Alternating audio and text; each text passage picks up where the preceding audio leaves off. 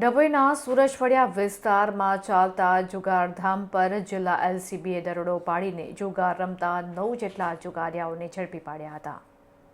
Dabhoi police station વિસ્તારના સુરજફળિયા તળાવ નજીક આવેલા શૌચાલય પાસે જુગાર રમાતો હોવાની ચોક્કસ બાતમીના આધારે વડોદરા એલસીબી પોલીસ દ્વારા અચાનક દરોડો પાડવામાં આવ્યો હતો. આ કાર્યવાહીમાં 9 આરોપીઓને જુગાર રમતા રંગે હાથ ઝડપી પાડવામાં આવ્યા હતા. વડોદરા એલસીબી પોલીસે જોઈ કેટલાક શખ્સોએ ભાગવાનો પ્રયાસ કર્યો હતો, પરંતુ પોલીસે ઘેરાવ કરી તમામને પકડી પાડ્યા હતા. તમામ આરોપીઓ વિરુદ્ધ ડભોઈ પોલીસ સ્ટેશન ખાતે ગુજરાત જુગાર પ્રતિબંધિત અધિનિયમ કલમ 12 તથા સંબંધિત કલમો હેઠળ ગુનો નોંધવામાં આવ્યો છે. દરોડા દરમિયાન પત્તાપાના વડે જુગાર રમતા કુલ 9 આરોપીઓને રંગે હાથ પકડી પાડવામાં આવ્યા હતા. એલસીબી પોલીસ દ્વારા જપ્ત કરાયેલ મુદ્દામાલમાં અંગ ઝડતી દરમિયાન 23,450 દાવ પરની રોકડ રકમ,